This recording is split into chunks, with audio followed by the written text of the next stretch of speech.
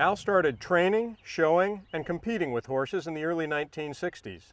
He has experience in racing, halter, reining, western pleasure, barrels, poles, and dressage. He's won several major championships in Mexican charro, and overall he has won over 300 trophies and awards. Al was the first to train a horse to follow the beat of a song and has the world's only true dancing horses. To all my friends around me, I'd like for you to know this golden horse I'm riding is going to do a show. And when he hears the band play, he likes to jump and prance. And when he hears a cumbia, you know he wants to dance.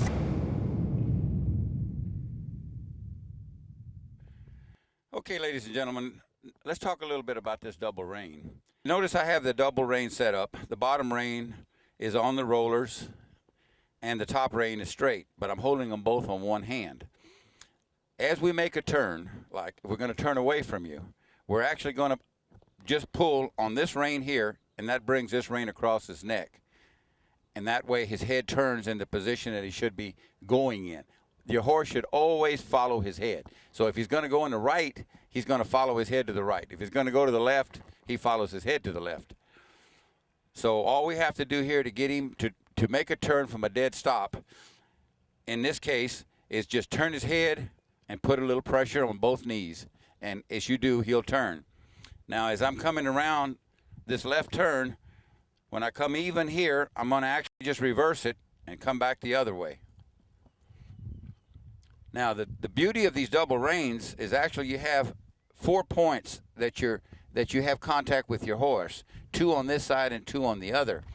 So what the top rein does is hold his head up and down, and the bottom rein holds it side to side. So it really gives you a lot more control when you're riding your horse. Now again, I'm going to show you. I'm going to turn to the right by slightly putting a little pressure on this side and squeezing my legs, and he actually goes into a walk. Now, if I'm going to continue the circle, like so, now I'm going to turn the opposite way and pull on the left reins and walk away from you. Now, as I come to you on a left turn here heading to you, I'm going to slightly squeeze my legs. Remember, from a walk to a trot, squeeze my legs and go into a trot. The minute he goes into a trot, I'll release the pressure. Looking at it from the backside, we're going into a walk.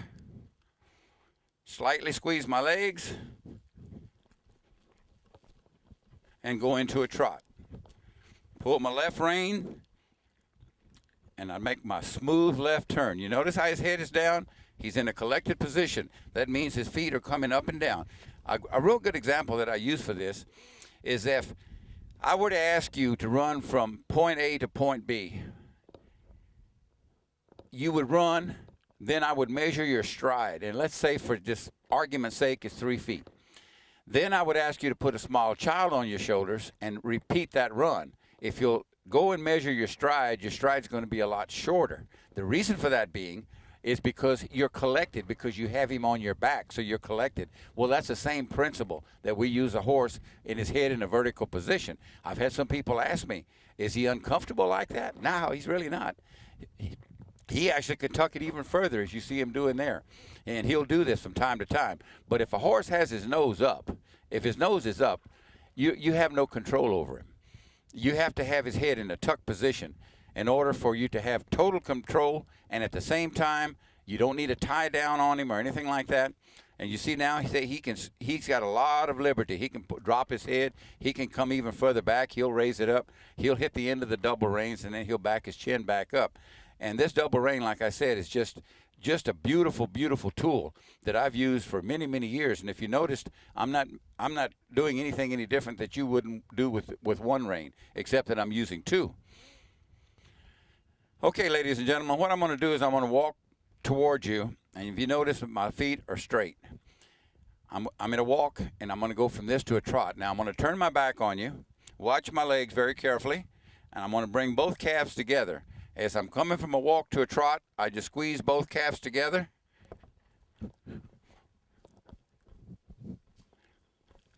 And we go into a trot. Now I'll do it facing you from a dead stop. We're going to squeeze my calves.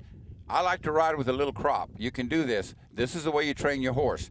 You squeeze your leg and slightly tap him on the rear. Again, we're going back to the association and anticipation that we talked about. The horse can associate. So every time I squeeze my leg and then I tap him, this is negative reinforcement. In other words, what I'm doing is irritating him, not hurting him, just tapping him. And that irritates him. He don't want you to tap him. So every time I squeeze my leg, he'll associate that with the tap. And then within a day or so, he'll start responding to strictly leg pressure. But that's how you get him to respond. You squeeze. Now this horse is already trained, so he already knows what it means to squeeze my legs. But what you do is that you'll squeeze your legs and then tap him, and he'll walk. Again, we're going back to the association and anticipation that we talked about. The horse can associate. So every time I squeeze my leg and then I tap him, this is negative reinforcement. In other words, what I'm doing is irritating him, not hurting him, just tapping him. And that irritates him. He don't want you to tap him. So every time I squeeze my leg, he'll associate that with the tap. And then within a day or so, he'll start responding to strictly leg pressure. But that's how you get him to respond. You squeeze. Now this horse is already trained, so he already knows what it means to squeeze my legs. But what you do is that you'll squeeze your legs and then tap him, and he'll walk. You do the very same thing for a trot. As we walk away from you, I'm going to squeeze again. And if he didn't respond, I would tap him. So we squeeze, and he goes into a trot. Pulling my right rein, bringing him in a circle, look at his head, perfect position. And the fact that he's actually trotting collected is so smooth. It's real smooth. It's smooth for him and for you. Now, that's the walk and the trot. Now we're going to go into the lope. I call it a lope. Some people call it galloping. Some people call it a canter. Whichever you call it. We're going to go from a walk to a trot to a lope. So I'm going to start one. And remember, you always do it from a walk to a trot to a lope. So here's a walk. We're going to a trot. And then from this to a lope. Now, before we do that, let me show you feet position. As you can see me coming towards you, both of my feet are straight. Now, I'm going to take him into a left turn and put him in a left lead. Now, the leads are very, very important. So I always like to change my lead in a straight line. My method of rein is what I do is I show the horse what I want him to do by my positions of my legs.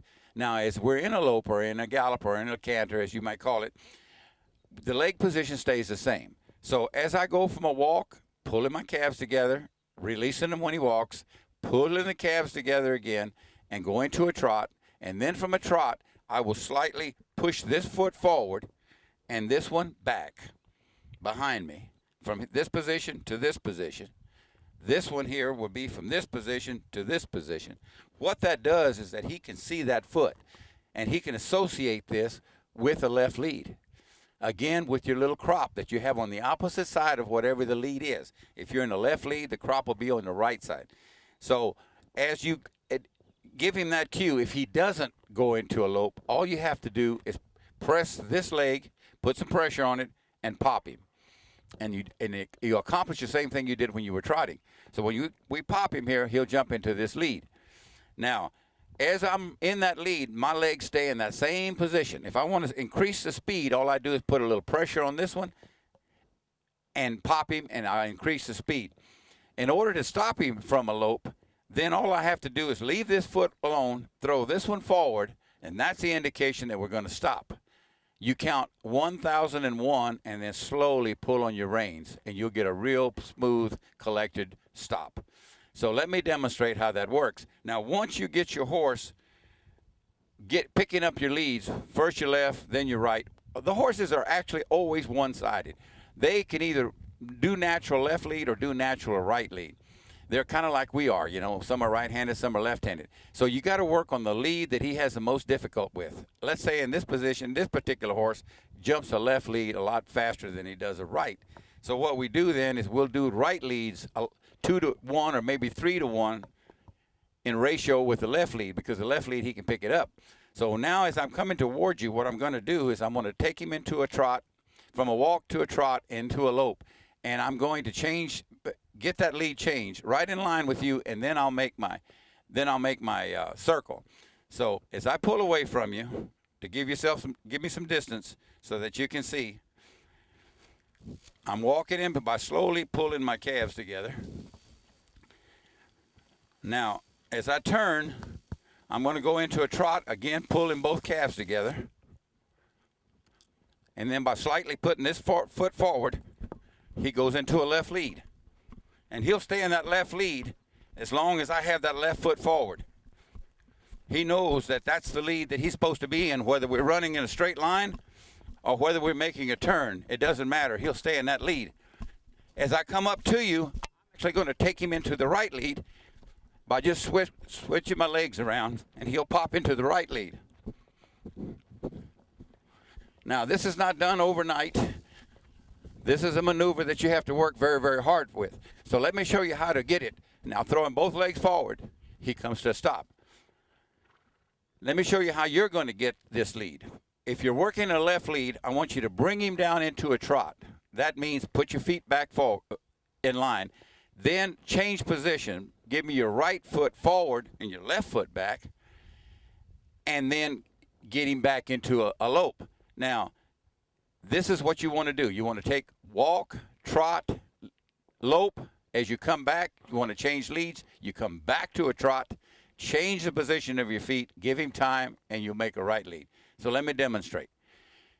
We're going this way. We're actually going to go into a trot.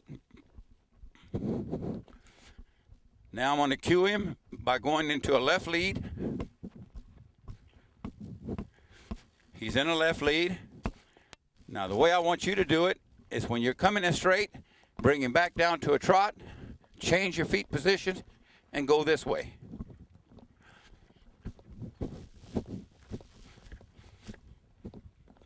Now, like I said earlier, throw him both feet forward, and he stops. Like I said earlier, you're going to be using this technique, and this technique, as high as you want to take it, you can go. I talked about elementary. These are the elementaries of my training methods. Then you go from this, you can go into competition, you can go into junior high school, you can go into high school, you can go into college, or you can get your PhD from college and going into dancing horses. But the procedure's always the same. Whether you're in college, you're still using the same basic technique that you were taught. In the beginning, it's a little bit harder for you because you're going to have to concentrate. But believe me, ladies and gentlemen, in very, very short order, it just becomes natural. When you're in a right lead, you just have a natural tendency to put your right foot forward. If you're in a left lead, you just naturally put your leg in a left lead. Now, I've taught him how to run sideways with this same technique. I'll demonstrate this to you. This is not something that you may want to do, but I'll show you. I'll run him in a left lead, and then I'll run him in a side pass to the left. Then as I change, I'll put my foot forward, and he will automatically jump into a right lead.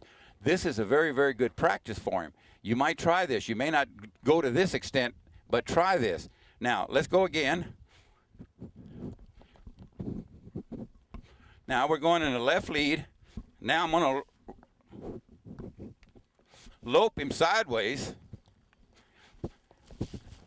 and then change over and go the other way.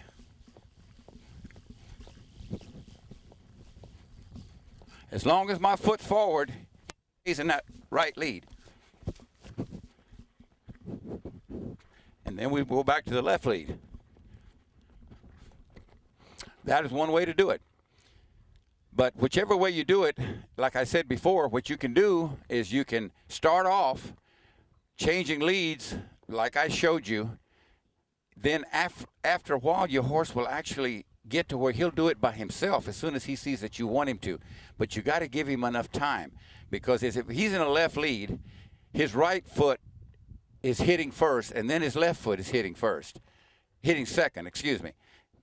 Right foot hitting first, left front foot hitting last when he's in a left lead.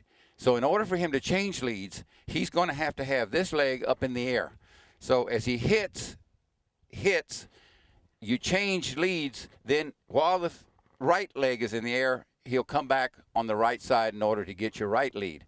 So you can time this like we used to do in the old days, but with this method of riding, let him do it. It's a lot easier for him than it is for me to tell him at the exact moment when he's supposed to do this. Okay, what we're going to do now with Golden here is we're going to go and extend the leads. But let me talk a little bit about leads and why they're so important. Leads are very important because when a horse is walking or he's trotting, he's not in any lead. He's trotting on all 4 feet. But when he goes into a lope, he's going to either be on the right lead or left lead. Now, he can be on one lead in the front and another lead in the back. This is not uncommon for him. But in order for him to have perfect balance, he should be on the same lead going into a turn. So in other words, if we're going to be in a left lead, his right foot's hitting forward and he's leading with his left foot. That gives him better balance. If he's going to turn to the right and he happens to be in a left lead, his feet are in the wrong position because he's hitting with the right foot and then the left foot is leading, and in a right turn that really crossfires him and makes it real uncomfortable for him. He can slip, he can stumble, or he can fall. So that's why leads are so important. My method with the double reins is very simple. I indicate to him what lead I want by moving my legs. So in other words, if I'm going to be in a right lead, I'm going to run this foot forward and this one back. This one then will be my gas pedal. When I want to get a little speed, I get him to move, I put pressure on this one leg and this one leg only, and then reinforce it with a little tap with a small crop. These horses are trained. I don't have a crop with me today, but this is the way I want you to learn. So then you can take this to any level you want. Like I talked about, this is the basic of my technique. But then you can take it on to level 2, level 3, level 4, on up to level 5 if you'd like. And you're still using the same technique. Now I'm going to show you, you saw on the other horse, how I was able to get a lead change simply by putting my feet forward. Well, this horse has been trained a little more, so I can do it as easy as I want to. So I'm going to be running in a straight line towards you, and I'm going to make a lead change. Then I may make a lead change back so that you get a chance to see it. Whichever lead I'm in, that's the way we're going to turn. So in other words, if I end up in a left lead, we're going to make a left turn. If I end up in a right lead, we're going to take a right turn. Now, a lot of people like to change their leads as they're going into the turns. That puts the horse in that position that he's almost going to reach out with his foot in order to catch his balance, and that's how he ends up in the right lead. I prefer to have the lead change in a straight line, because if I'm tracking a calf or if I'm doing something like this and the calf turns, I'll never know which way he's going to turn. So let's say that I'm in a right lead and he's running to the right, and in a split second he turns to the left. Well, all I have to do is just move my foot forward and my horse will automatically go into that lead. That's why it's really important. This method of training is so easy.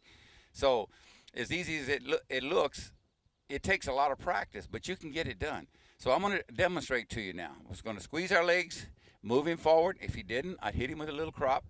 Not whip him, just touch him to irritate him. Go into a trot, squeeze my legs together. Go in a left lead, just lean forward.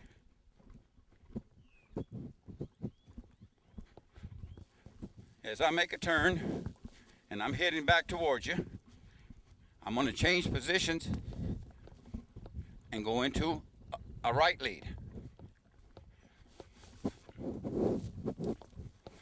Now, that's level 1. Level 2 is being able to change back like that, and then change back. That's level 2. That's when you get enough practice that you can do it.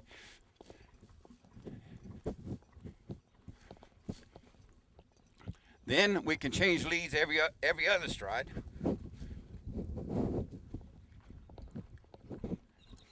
Like that. That's a lead change every 2 strides. And as I gallop off here, lope off, I'm going to come back on the left side because he is in a left lead. As I come straight to you, I'm going to change leads.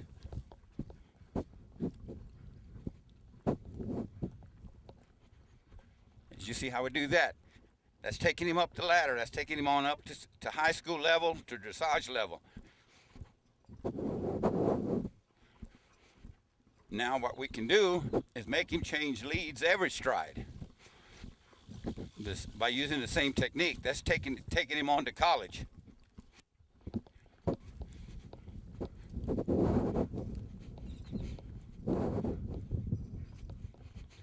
And that's what I'm talking about, taking it on to a level so high that I call it a PhD in college, because that's the highest level. This particular horse can change strides, change leads every stride. And when I use him in my show, he's the only horse that I know. There's not very many horses that can make that maneuver, and he's the only one that I know can make it to the beat of the music. So he's an extraordinary horse. So the leg position is everything. We're going to go again and get that change of lead.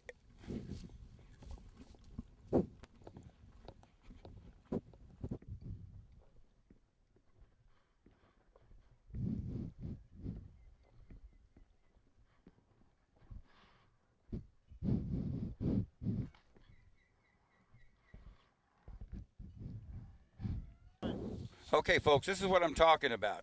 From the elementary stages of my method, from walk to a trot to a lope and to a stop. So you can take the horse to any level that you want. You can start off, but the technique will always be the same. By repetition and by doing it more and more times, you can go from elementary to junior high to high school and on to college.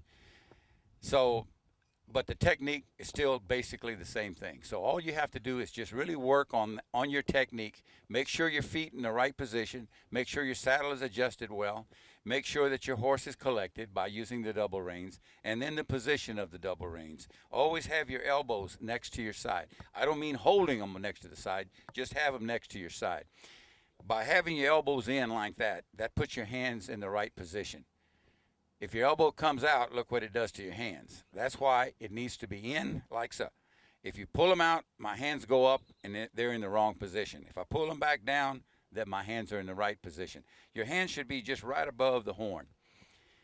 And I like using both. You can use one. You can turn like this and you go to the left. You turn the opposite way and you go to the right. I prefer to use both reins and just turn like this. Pull this side and push this side. Remember, never turn your horse unless he's moving forward. You always want him walking before you make a turn. Never make a turn and then walk him. You must walk him or trot him or lope him before you make your turn. So some of this demonstration that you've just seen tells you what level you can take your horse to. You can take him on as high as you want to. It takes time. It takes a lot of patience, but you can do it. Try it. I think you'll like this system. Until next time, Al Ragusin says, enjoy your horse and be safe.